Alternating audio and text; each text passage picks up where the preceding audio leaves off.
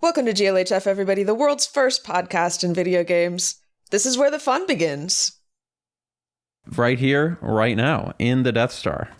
Sort of, kind of a weird reference, Mem, because you picked a quote from the prequels, but of course we're in one of the original trilogy locations. Why, that was a weird thing to say. Right, so this hasn't been built yet, right? Are we in the Death Star? At the time that quote was said, it had been started being built. The plans had been in place as of about like maybe 10 years prior.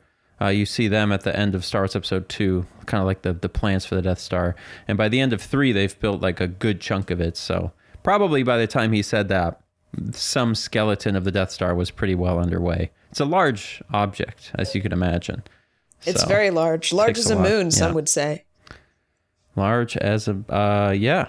But it's not. A small moon. But it's definitively not a moon. No, it is a space station, in fact. Yeah, right before we started, I was going to say, I really like that the texture for your face is just a photo of some guy's face. And I think... Is that what it is? Older games used to do that more, and I think we should go back to that. We should stop painting fictional faces for game characters. They should just be pictures of some guy. I think that's totally reasonable. Are you sure it's just a picture of some, this is a real, GoldenEye is what you're saying. It's like a picture. Yeah, I mean, I'm seeing it in higher res than, the original players of this game probably could have imagined, which is 1080p. Mm-hmm. And it definitely looks like a photo. Okay. I honestly never realized that. Your head might also be, maybe obviously not a photo because it's like a helmet, but some sort of image.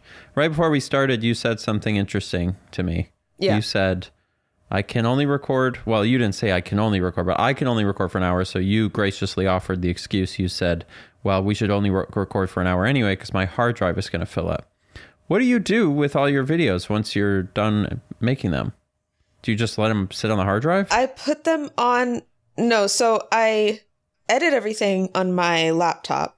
Because it's like a good laptop that can do that. But yes. So while I'm editing whatever my current video is, all the footage is just directly on my laptop because it's so much faster. I tried to use like an external drive plugged into my laptop before. Yeah. And it works, but it's just like slower and whatever. Yeah. Anyway, but then once I finish a video, I do still keep all my raw footage, which I'm going to stop doing soon because I never do anything with it anyway. But I have there's an imagined future where I need it for some reason. But I put all of that on a big external drive I have that's very slow and just there to like archive stuff. Did you know you can pay, like there's companies out there that store data like on a cloud server, right? Mm-hmm. But they store it in such a way that it will like never, ever, ever be deleted. But in order to access it, it's like in a mountain or like 6 different mountains, and you have to like pay a guy to go in to actually get it out. So if there's like stuff that you like need to hold on to for some reason, like some indefinite amount of time forever, but you're pretty sure you're never going to actually need to touch it, but you can't delete it. You can pay these people and they store your digital data in some way where it cannot be destroyed by any whatever, but you can't access it unless you pay like thousands of dollars to send some guy into a vault and pull it out and like whatever and something like that. Did you know that? So it's not in the cloud because you can't just access it whenever. It's what physically is no, it's not. In a mountain. In this case, it's not. Well, I'll be honest. The only part of that story that was actual facts that I know was the part where you have to pay someone a lot of money in order to access it and you don't have access to it. All the stuff about the mountains and the guy going into the mountains, totally made up. But that's just, I think that's a logical conclusion to come to if you have to pay somebody a bunch of money to access it. It seems like they have to go on some kind of Odyssey adventure or it might just be like super encrypted, so you have to run like 700 a nuclear blockchain. Bunker or something? Could be. Yeah, it could be. Are you revealing that that's what you do with your footage? That's actually how I edit. That's why it takes me so long to put videos out sometimes, is I have to, every time I go to edit, I have to send a man in to fetch all the footage that I need. So what's on your hard drive that it's full? That's really what I wanted to know, because I assumed it was a bunch of footage, but I guess it's not. On this computer, anyway. It is. So because I'm recording this on my laptop. Oh, okay. I mixed it up. So all right. it's all the footage from my next video, of which there is simply way too much. Yeah. Well, listen, if you want to hold on to that, I know a guy with a mountain that if you've got thousands of dollars, I can put that footage somewhere for safekeeping. And you'll be able to access it. I'm good. Eventually. Okay. I think I'm good for now. Okay. You're wearing like I'm just going to do a quick kind of outfit review of the Rebel Soldier because, usually when you're playing this kind of war game, there's a lot happening and you're like running for your life and you're trying to kill guys. You don't really get a chance to kind of sit here and observe. Mm-hmm. So I have a lot to say about what you're wearing right now, which is... please. We'll start from the top down. So you've got this ridiculous Rebel helmet. Always has looked ridiculous in all the movies and the games. It's fucking huge. It's like twice the width of your head. Right, it looks like an egg kind of, right? Yeah, and just, it like stops, vertically it stops about where your ears are, so it doesn't cover like the bottom of the back of your head whatsoever, which is interesting. Yeah. But maybe... that's not, isn't the whole thing with those, the things is like, it obviously it protects you from blasters or whatever, but it's probably got some sort of communications gear in it or something. Or something, I'm sure it has some important function. You have a really kind of... George Lucas wouldn't have just put these egghead things on these people for no reason. Right. You do have this cartoonish antenna sticking up out of the left side of your head, so I assume that's for your radio comms. But it's pretty far away from your ear where the speaker would be because, like I said, the helmet is enormous. So that's my first observation. Space technology. I don't know what you want me to say. It functions. It kind of looks like maybe you have a visor that could come down over your face, but I'm not sure if that's a thing or not. I don't know either. And then not that I remember in the movies. You've got on a gray polo shirt is what it looks like. It's got a collar, but it doesn't have buttons all the way down. So this is a long sleeve gray polo shirt, which is interesting. Mm-hmm. And then, does it look like something that would have been easy to purchase and mass produced in the 1970s? Oh, definitely. Okay, that's someone who was making a movie on a very tight budget may have needed to costume his people. And then you've got the vest. And then he was stuck with it for the next 50 years. Yeah, exactly. You've got the black vest, and then you've got what looks like snow gloves on, like that you would go skiing with. Well, if you turn around, space is right behind you. It's pretty cold in here. Okay. Yeah. Like we're right next to space. That is space. Like that is space. You've also told me that this laser is going to shoot, and it has not been shooting. Okay. Well, you're not looking because it has fired probably 10 times since we started. I guess it makes no sound. Yeah. You know what? I don't remember if it makes sound or not. It's again space technology. You wouldn't want the enemy to know you're coming. So they dampened it. I want to see it. Maybe I'm going to just like turn around every once in a while to see if I can catch it. I'll let you know when it starts to fire next time so that you can turn around. Oh, but it's starting. Look, turn around. Quick, here it comes. Here we go. You see it powering up? I do not. Well, this thing is spinning. Is that? You didn't see it? It's shooting right now. It must not be synced between us. This thing is spinning. Is that part of the wind up? Well, or is that always spinning? No, that thing is always spinning. Eventually, that big like circly thing to the right of it starts to glow green, but it's pretty frequent. So if you haven't seen it, it's not for me to see. Yeah, you know maybe what? You don't get to see it. I'm a stormtrooper. I'm blind to the horrors that I'm part of creating. That's smart. That's what they did with the. Never mind. Anyway, so moving on. The pants are really interesting to me because you've got, like, these could be modern army cargo pants, which I guess have did those exist in the 70s? I guess those have just remained unchanged for so many years. I mean, like, Vietnam soldiers probably wore, like, army cargo. Yeah. And then these silly we figured out cargo pants pretty early. Boots. And a big old silver belt buckle. Nice. So I don't know, I guess I wanted to give you some insight into what I look like. Your appearance. What's my skin color?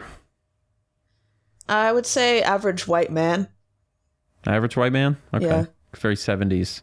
I think there should be a name for the phenomenon that happens where like a piece of media gets made and a lot of decisions are made about it that were very arbitrary, but then the media gets really popular, so then they're stuck trying to explain and keep all of those things in the fiction. Exactly. It reminds me of, somebody recently reminded me that Magic the Gathering is still very popular, and I think it's really funny that they can never change the backs of those cards, because if you do, no, you can't play with them anymore. I've like thought there's about no, this you have to keep them the same. With Pokemon too, because at some point they did. Like there are older Pokemon cards where the back is different. I don't know what year it was, but they have changed them before. That can't be right though, because then, I mean, I'm sure there's like, but then how could you compete with them? You know?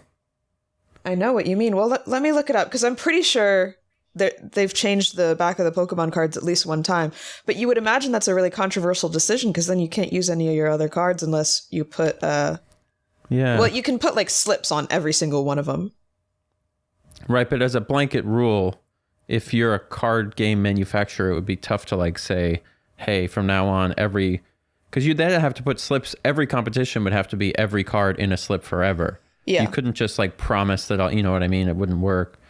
Which is just so funny, because the front of the cards have become extremely modern and like slick. Mm-hmm. But then the back, especially with Magic the Gathering, but Pokemon's too, the back is like kind of something that somebody made in the early 90s that they didn't think was going to be popular. So they just like did their best. Like there's a little funny little, like it looks like a little pen marking on the back of the Magic the Gathering cards. And it just has to be there forever, because you can't, even removing that small blemish would then I don't know much about make them Magic. unusable. Let me look. Oh yeah, that does look very old. It's funny. And it's the same thing with like the egg helmets in Star Wars. Like then someone just has to come up with stuff, which poor George Lucas, he didn't care. He was just wanted stuff to look cool, which he should have just said. And this looked cool? In the 70s? Did you see what most stuff looked like in the 70s, ma'am? It was a nightmare for aesthetics. So yeah, this is pretty. Star Trek looks cool. Star Trek was happening the same time. Those movies. Star Trek looks cool. Cooler than Star Wars? Like I feel like they look about equally cool. I think Star Wars looks pretty cool. I think the old Star Wars, they hold up reasonably well. But like Star Trek looks cool. I really like if we're talking fashion, I really like the uniforms in Star Trek. Looks way cooler than what you're wearing. Man, that might be true. Yeah, I could follow you on that. I don't know. I've always been more Star Wars than a Star Trek person. I get the sense you're more Star Trek than Star Wars. Oh, certainly. That's fine. And by Star Wars, I mean just the one movie. None of the rest. Literally just the one, the episode 4. Just the only good one. It's the only great one. It's the only great one. The other ones are good. There's 2 other ones that are good, and then what do you think are the good ones? A New Hope is great. It's the only perfect Star Wars movie. And then Empire Strikes Back is good, and The Force Awakens is good. Beyond that, it's pretty mixed. It started to get pretty rough towards the last couple scenes of Empire Strikes Back, going into the next 7 movies. Was, I think it got a little rough. It wasn't. It started taking itself a little serious. It started sniffing its own odor. I'm definitely a casual fan of Star Wars. Like I enjoy it and I watch them all, but I forget a lot about them because I'm not like really that into it. But, I was still a kid when the prequels were coming out, and I like the prequels. Like, whatever. I like them. They hold up in a way. They definitely hold up in a certain way. Like, very specific way. I love a cheesy ass, unrealistic, tragic romance story, and I cry every time at Anakin. When they're going out into the arena and they're kissing and that song plays. When Anakin turns and she's like, "You're breaking my heart."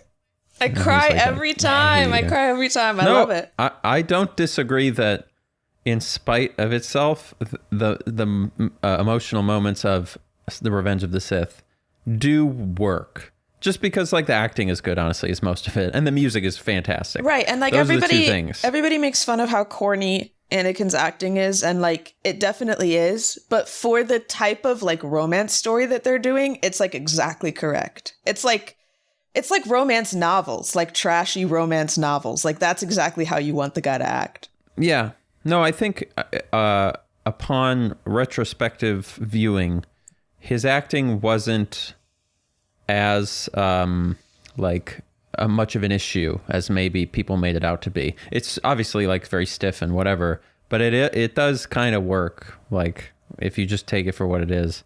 Also, I think I just like looking at Natalie Portman, and I love all her outfits. Oh yeah, I like when they ripped her. They made a point to make sure that giant tiger ripped off her midriff so we could see it. Oh, and she looked so hot. A lot of people thought so. And then she jumped on that thing and landed right between her legs. The back of that elephant thing, just boom, about 30 miles an hour. Dude, all her outfits looked so good. Sometimes I come across like a TikTok that's just like a slideshow of all of Padme's outfits. She was slaying the whole time. All of her outfits? What? Is there like one? Episode 1? Is there like one you don't like? She was dressed like a strange alien? What are you talking about? I'm just saying, in episode 1, elaborate. It was like she was a walking circus. It was just her whole outfit was like a giant apparatus hanging off of her whole everything. So are you talking about the iconic like red one with her face painted white? That would be one of them. But there was other ones that were worn over the course of that movie. You just don't get how hard of a sleigh that is. It's so sick. All these designs are so cool. They're like too cool to be in Star Wars, if I can say that. Like that's so good. But like compared to like Obi-Wan's outfit. What is Obi-Wan wearing? Just robes? Captain Panaka. Like, come on. These people are dressed. Or like who else is dressed? Orn Free Ta. These are people who are dressed to the nines. You're saying names I don't even know. Well, maybe watch the movies a little more closely next time, okay? And then you'll see some true outfits. God. See, now I'm just like gushing over Padme's outfits. She looks so good. Whoever the costume designer was seriously popping off. It's like insane. I think they were very intentional about making sure that was something that people could enjoy in those films. Yeah. So there you go. Anakin did not deserve her. She slayed too hard. She deserved a man that slayed. He did. He slayed like one kid and then 2 more kids and 3 children. No, you're right. I forgot about that. He did a lot of slaying. It is crazy if you think back on it. I know that much has been said about it, but it is funny that in a Star Wars movie, which is the funny movie about using the Force and like giant aliens and saving the world, there's a scene where a little kid looks up at the main character and goes, "What? Help us." And then he looks at the kid with rage and he turns on his lightsaber, and then it's implied that he murdered. It's not even implied, it's shown that he murders hundreds of children. It's pretty crazy. And weirdly, I'm sure this is just like an obvious like, anything that deals with any of any political anything is going to have a lot of themes that are going to show up. But it is interesting how like that did deal with, not well, mind you, at all, but there were these funny themes of like democracy crumbling, not to make the comparison too much, but like a bunch of children being slaughtered by an enraged white man, and it was accidental. Maybe George Lucas was quite prescient or something, but because what was that, 2005? But it is funny how on paper those movies almost seem smart, and then you watch them and you're like, oh, this sucks, but in like a good way. I always forget that I'm into Star Wars, or I always forget that I was into Star Wars so much that I can tell you the name Orn Free Ta and that's just made up. That's not real. I was gonna bring up airplanes because we usually have an airplane segment. I'm guessing has nothing been happening with them anymore, or you're just too busy with your YouTube fame to be researching airplane events?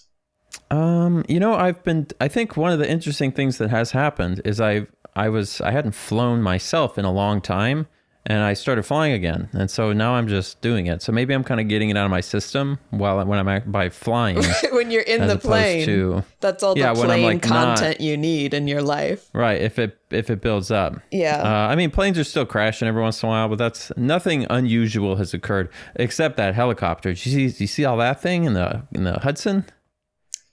I don't think so. Recently? Holy cow. Yeah, this was like a week ago. Helicopters flying along. It's a tour group, and the propeller just flies off, and the whole thing just popped like a rock into the Hudson. My God. Everybody died. Helicopters are insane, okay? You should have zero fear flying in an airplane. Those things are made to fly. They want to fly. A helicopter is a bizarre device. It is against all of God's will. That thing is staying together. It is trying to tear itself apart every moment, and that's how it stays up. They're amazing, and I would love to learn to fly them, but they are so much more. It seems really, really hard to fly a helicopter. It is a lot harder than flying a plane. Like, flying a plane is very, very easy. I think I've told you this before. Like, if we went up and I said, you fly it, you could get it around. You wouldn't be able to land it probably, but you could fly it, no problem. Yeah, well, takeoff and landing is the hard part, right? That is the hard part. Well, it's the hard part. And then also just like remembering how weather works and regulations and safety procedures, things like that is really where your brain is mostly working. But yeah, helicopters, it's a four-limbed activity. You have to use all four limbs pretty much all the time. There's no, in an airplane. What are you using your feet for? I don't know exactly in a helicopter. Gas I know and like brakes? you have one hand that's controlling, I don't remember the names of these things, but one hand sort of controls your up and down, and one hand is like your tilt forward backwards, and your feet is probably, if it's like it is in an airplane, it's the rudder, so it sort of changes it.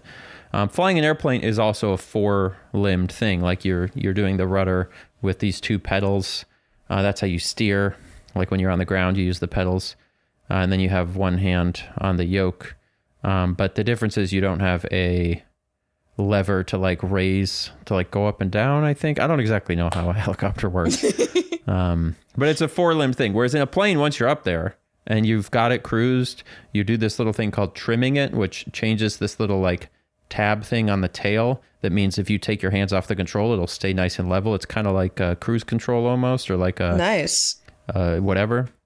And so once you're up there, as long as it's smooth, you can you're just chilling. But a baby could helicopter, do it. No way. A baby could do it. Yeah. You know what I just realized? Yeah, propeller flew off a helicopter. Terrible business. Not good.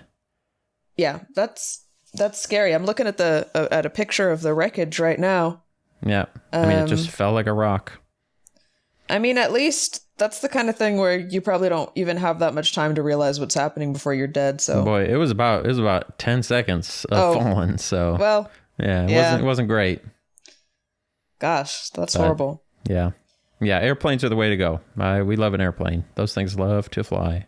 Yeah. I've never been in a helicopter. I guess most people don't really have the opportunity unless you're doing some kind of, I don't know. I know you can do helicopter rides in like Hawaii or whatever if you're rich. Mm-hmm. There's a place that does it here for like, they just run this little helicopter all day, and you literally just walk up, give a guy $20, and he takes you up for 10 minutes, and he speeds over to the city, and then he speeds right back and drops you off. It's like $20 or $40 or some ridiculously low amount. Which just feels very funny to me. But in New Orleans of all places, like no offense, but what are you seeing exactly? You can't trust these people. But I don't know. They haven't crashed yet, so. You know what I just thought about for the first time for some reason? Is that all the X-Wings in Star Wars are like shaped like little airplanes, but there's no air, so there's no purpose for the wings whatsoever. Yes, this is a big problem with the realism of spacecraft in general in movies, but especially those that are shaped like airplanes. Yeah. But like momentum, no one ever remembers that like momentum is a thing. They fly the aircraft like airplanes. Yeah, they even like the they new turn Star Trek it. movies. You know, they turn it sideways to turn, which that wouldn't do anything. Yeah, you would have to point it and then light the boosters going a different direction to move it. So it's one of those funny things. I don't know why that never occurred to me until right now, but that is funny. It's one of the things also about video games. Once I learned to fly planes, flying planes in video games now really annoys me because for the most part, it just does not work at all how they work in real life. In fact, maybe the best example to like intuit how airplanes are supposed to feel is the wing cap in Super Mario 64. You know how you like kind of have that momentum to it and you're really gliding through the sky. And if you pull back too much, you kind of stop and then fall out of the sky. Whereas most things like GTA airplanes, you just kind of point it and it goes and there's no actual like momentum or flow through the air in that way. Yeah. So I mean, Mario 64, one of the more realistic flying simulations. So isn't that just that games are usually just kind of keeping you at the same speed? Like, what do you mean by momentum? I guess I don't know how real planes work. Like, I probably shouldn't have even brought this up because I don't know if I'll be able to describe it exactly right. But like, that's fine. An airplane has to be going a certain speed to take off, right? Yeah. And as you slow it down, like this is maybe the best example is in GTA. It feels like, and especially older games, GTA 5 got a little bit better at this, but if you're flying straight and you start to go up or down or left or right, it doesn't change your speed at all. So like if you point up, you just keep going the same speed. If you point down, whereas in real life, if you point up, you start slowing down really fast. Okay, yeah. And if you point down, you start really going really, really fast.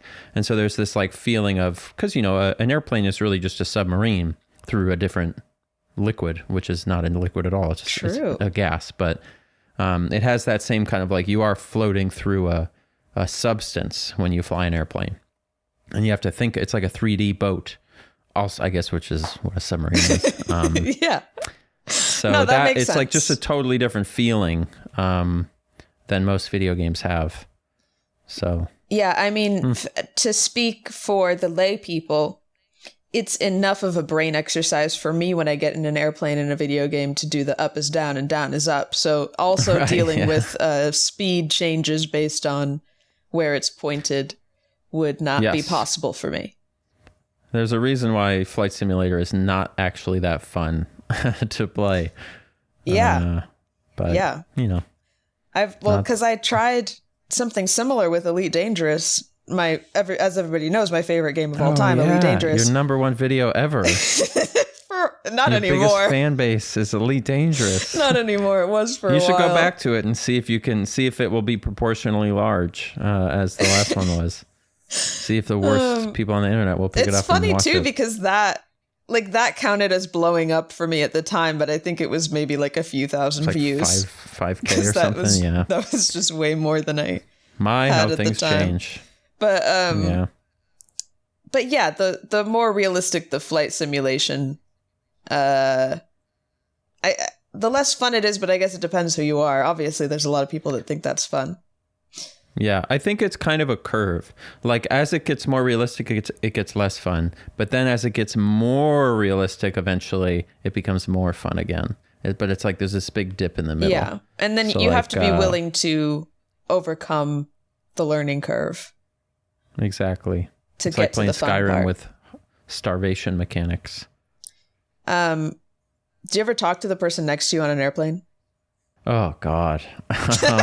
Only if they start talking to me first. But if they do, I will be extremely nice to the point that I would get really mad with myself for making it seem like I'm way more interested in having this conversation. Like there was this guy in an airplane recently, and then he kept trying to talk to me like he was like, "What's up, bro?" And I don't like when people call me bro.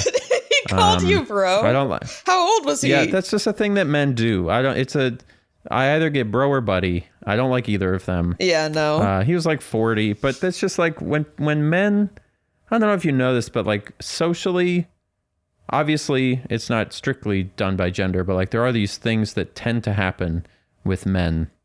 And one of them is there's like a type of man who just is, he immediately acts like he really likes you and that you're cool and that you guys are friends.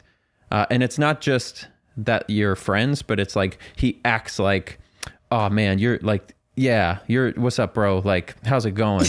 I hate when people do that. It is such a red flag for me because every time somebody acts really nice like that, it always turns out that they're a piece of shit every single time. It's so many times. I remember working in the bakery, and there'd be customers who would come in and kind of do that. They'd try and be real chummy and whatever. And I'd be like, I don't like those people. And all the staff would be like, what? He's so nice. And then eventually it turned out that he like said really inappropriate stuff to the ladies on staff, or he was really mean to somebody because his coffee was whatever. And it's like every single time it's like that. So I have a big anti, not friendliness, but like whatever it is, like in the assumption of rapport really bugs me. Yeah, I just don't think you should call a stranger anything other than their name after you ask it, because I get called like sweetheart. Yeah. By men and women that don't know me. You might be right that that's the rule. Is actually just don't call me anything. Bro, buddy, man, sweetheart. Why do you have a nickname for me? I don't even know you. Well, and this goes back to the assumption of rapport, doesn't it? I've started talking to people on planes more because I'm... Initiating? Gosh, I can't remember if I have initiated. Maybe. Whoa. I'm kind of in my extroverted era. I'm trying it out. I respect this. No, I honestly, my opinion of you has gone up, and it was already very high. I ended up talking to this couple that was sitting next to me coming back from Japan last time. And I don't know, it's like that might be too long of a flight to start a conversation, because then my question is like, okay, we talked a little bit about like I think they had like a daughter or something that was like dating a Japanese guy, and they were like going to visit his family or whatever. And we were like, we had like a 10-minute conversation at the beginning of the flight. And then it's like, okay, we're sitting next to each other for the next 12 hours. So what's the relationship now? How often are we going to talk in this 12 hours? How frequently is this going to come back to bite me? Like, and how long can I sit before it's like awkward, like I'm ignoring my friend, but we're not friends, but we did talk. Like, so we're kind of... Because we were talking for like 10, 15 minutes, and it was kind of dragging on, and it was like getting to the point where I'm like, I kind of want to put my headphones on and read my book now, but like I'm talking to these people. Like, at what point is putting the headphones on rude? And we did eventually, after just kind of beaters out. After the first like half hour, then we stopped talking, and then we just like said goodbye when the flight was over, which is, I think that's ideal. It's really funny because in no other context would it be appropriate to have a 30-minute conversation with someone, 8 hours of silence, and then say, see you later. I mean, what else that just never, ever would happen. Yeah. What am I supposed to talk to them for 12 hours straight? If the silence, if your relationship is not active for 16 times the amount of time that it's active, you don't they don't not deserve. You're not obligated to say goodbye to them. I think you can just walk away. But, in some ways, is it less awkward? Because you almost want to know the people you're sitting around. If you're going to be sitting around. At the end? No. I'm almost advocating more for like, maybe you should like make a point to kind of like touch base with all the people you're sitting around. It's like how you should get to know your neighbors in real life, right? Which nobody ever does. But I know, and I want to. It's like a good thing to do that, right? How do I community? How do I know my neighbors without it being weird? Do I literally There's no way. You just have to accept that it is going to be weird and that you're going to shoulder that burden. Because I want to know my neighbors. Good. I see people walking around that look so cool around here, and I'm like, I want to know these people, but it's always in, like, a lot of it's like in the early morning. They're all out walking their dogs for the first time. And I'm like, if that was me, I would not want somebody to talk to me because I just woke up and I don't look good. And so I just leave people alone. But I'm like, but I would love to know my neighbors. Have you ever been talked to randomly by a person who was like totally didn't have any weird intentions or whatever, even if it was awkward, but just like a normal person who said hi to be nice for 2 minutes and then left? Has that ever happened to you and you were mad that it happened? No. Yeah. So there you go. Like, it doesn't matter really. Like, even if it's not the perfect time, nobody ever comes away from an earnest interaction with another human being feeling I just bad. Overthink it. Maybe not nobody, but in general, yeah. I want to come up with like a list of, well, I guess tell me if this is corny or not. I want to come up with like a list of like getting to know you questions that I can ask people. do you have any on hand that you want to try out? Because I would need to hear them to know if they're corny. I haven't really thought of any yet. I think that's the point. But I want to. My go-to is, what's your deal? That's what I say. Yeah, that's a good one. And then people go, and then it takes them a second. I like the vagueness of that because they can go wherever they want with it. Yes. Or if I need to be more specific, like if they're clearly flat-footed by that, I'll say, what do you do with your time, your free time? Like when you have time, when you're not working, what do you do with that time? That usually is a good one to get people to chit chat. Yeah. I like that I don't know. What because do you think? You want to, we can spitball some, questions that probably there's a list of them on some corporate getting to know you retreat website somewhere. Another good one is, what were you doing right before I started talking to you? What was like the last thing you were doing? That's a good icebreaker. Yeah, I like asking people like, what have you done today? Yeah. Like, I say that one a lot. Earlier. Because like... Who'd you vote for? That's a fun one. Do you ask people that? No way, dude. Crazy. That's so funny. Like, how's it going? Who'd you vote for? First question you ever ask somebody. Get it right off. I mean, it's kind of like when you like get on a first date and you're like, you want kids? You're like, Jesus Christ. But some people like to be efficient. It is what it is. Yeah, I mean, I guess, so my problem right now is just not feeling weird just approaching people on the street, but I guess I'm just going to do it. I don't know. Yeah, you just have to set a goal to approach a person a day. I mean, and I would love to do that too. Like, I think that should be a goal, a life goal, is like just be in the habit of saying hi to somebody when you're walking on the street. Like, don't put your headphones in for once and just like talk to someone for 2 seconds. Yeah. Yeah. Hi, I like your hair. Even if you don't. Hi. Maybe. Cool. Because there's going to be a little break before we record again. And maybe I'll like force myself to do it and I'll report back next time who I talk to, how many people I talk to. Maybe you could bring one of them on the pod. I could bring them on the podcast. Yeah, you could do your reverse Uno on me because I said I was gonna. You could just show up with 10 people that you met. Yeah. How many? Be like, what's up? We're on the. How many questions GLHF. Do you think I should ask them before I ask them to be on the podcast so it won't be weird? Like 3. Are you going to stop people in the street and just say, hey, I've got 10 questions for you? Or you're going to start by saying hi, I want to pick one. Just one. Okay. To start with, yeah. Well, because then you're just having before they come on the pod? I think just one. It's you say, hey, do you want to be on my podcast? That's the first question right off the bat. Oh, that's very influencer. And then you find whoever says, it's very influencer that's of annoying. me. You're right. You want to be on my podcast? I hold the mic up to him.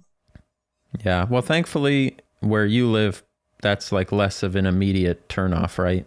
Because there's not like influencer vibes there. So people won't be as suspicious. Not yet. I'm bringing it.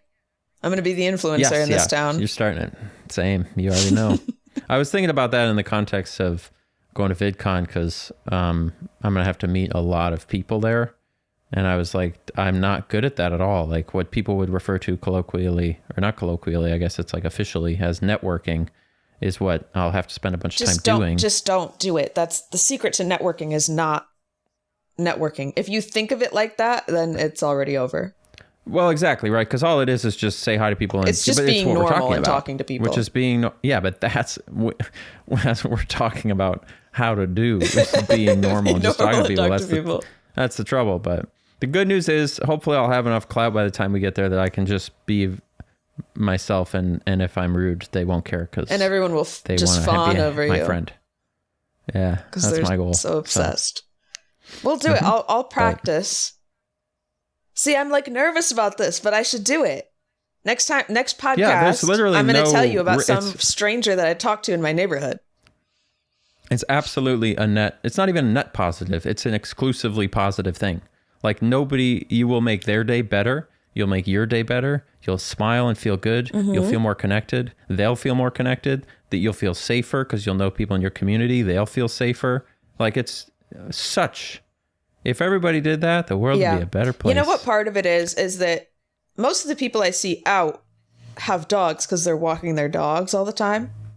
And as we all know, I feel awkward around dogs. I don't really understand them. I'm not a dog person, so I don't have that.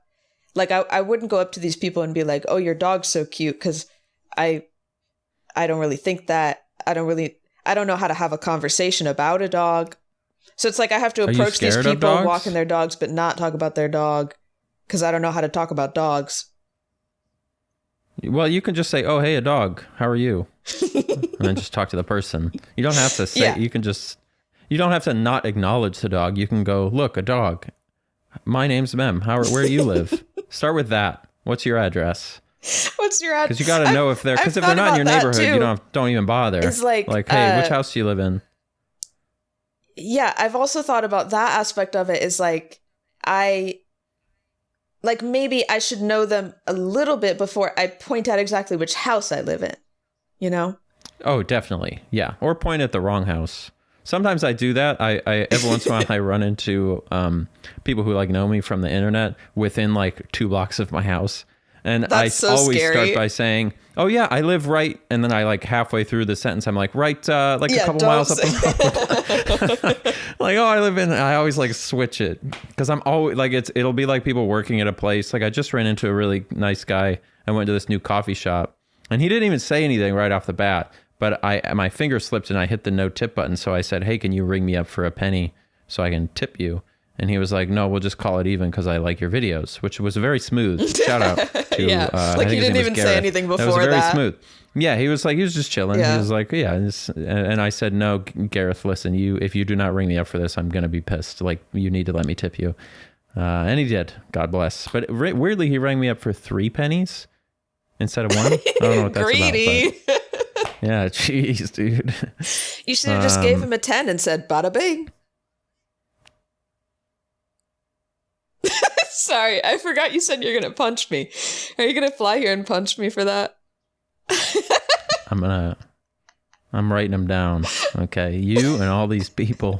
We almost made it, because last episode I brought it up again, because, I don't remember what I said. Yeah, you keep bringing it up. Tagging me. Yeah, and then I realized I keep bringing it up, and I was like, this is going to make sure it never dies again. Dude, even literally just the other day, I was talking to Ashlyn, and somehow we were talking about Bora Bora, and I was like, "Bora Bora, what's that?" And she was like, "It's a country," and I was like, "I haven't heard of Bora Bora. I've only heard of some other weird B word." And she said, "Oh, that's weird. Have you heard of Bada Bing?" I was like, "I'm gonna kill you. This is I can't good. escape it. This is good for your brand. It's good to have a thing, Are we gonna merch? Can you merch it? Listen, merch it, and I'll be happy. Let's get a GLHF Bada Bing shirt."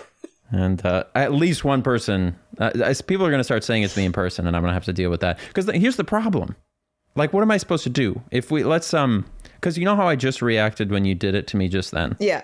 What did I do? Silence. Exactly. That's it. That's what I want to do in response. I'm just going to keep looking at you until you go on to the next thing. I think that's fine. Well, but then I don't want people to feel like I hate them, because I don't hate them. I just find it what am I going to do? Ha ha, or actually punch you? That would be funny, but also assault. That's not good. You could just say "Bada Bing" back. It's maybe it's like a dance monkey moment. They just want you to do it. Wait. Do the thing. That's a crazy suggestion. Absolutely not. You go "Bada Bing" and I go "Bada Boom." No, dude. Yes! This is your new secret handshake with your fans. No. They say "Bada Bing," you say "Bada Bing," and you give them some finger guns. I'm going to start shouting it from I'm just going to hear people shouting across the room, "Bada Bing," and they're going to expect me to shout "Bada Boom" back. Yeah. No, it's not going to happen. At VidCon, there's going to be a crowd of people outside your hotel balcony that are like, "Austin, we love you, Austin." And you're going to come out of there, and instead of holding a baby over the railing, you're going to go "Bada Bing," and everybody's going to scream. I'm going to hold the baby over the railing as well, though. In fact, I'm going to name the baby Bada Bing. Do that too. And then it's going to have to grow up and change its name.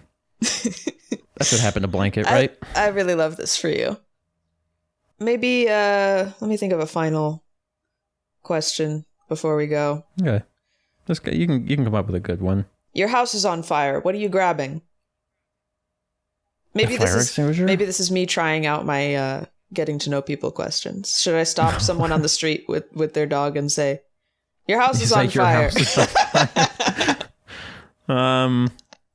So obviously we're saying it's on fire in an unstoppable way, correct? Yeah, because everybody always says, "Don't grab anything," but that's so unrealistic. Everybody's grabbing something. One's gonna do that. I'm grabbing my laptop for sure. I mean, I don't know. I I probably would want to just grab my like computer just because of all the music I have on it that I've made. The video stuff, I can remake all that. And then the music I can remake too. You can always just make more. But probably I would grab like my birth certificate shit, I guess. And then maybe my computer. But all the documents. Yeah, you don't want to lose that. I would save my cat's lives first. I have a big thing of Red Bull that I just bought. You would take that? That would be yeah. It's like one of those big old 36 can things. Yeah. I'm trying to wean myself off of I just bought a box Celsiuses. of really expensive protein bars. Maybe I would grab that. Yeah, sustenance for sure. Because it was like I can't think of $4 anything per bar, so. Yeah. Honestly, I think I would just leave and just let God figure it out, you know? Because then that will really tell me which objects I have that are worth having. Is like if any of them survive. You think? Like, wait. So you think whatever survived the fire is the most valuable stuff? It just kind of like spinning the wheel? I think that's sensible, right? Because like if it can't survive a fire, that means God doesn't think it's important. Yeah. Okay, I need to get off of here. Good chat. All right, I love it. Great chat.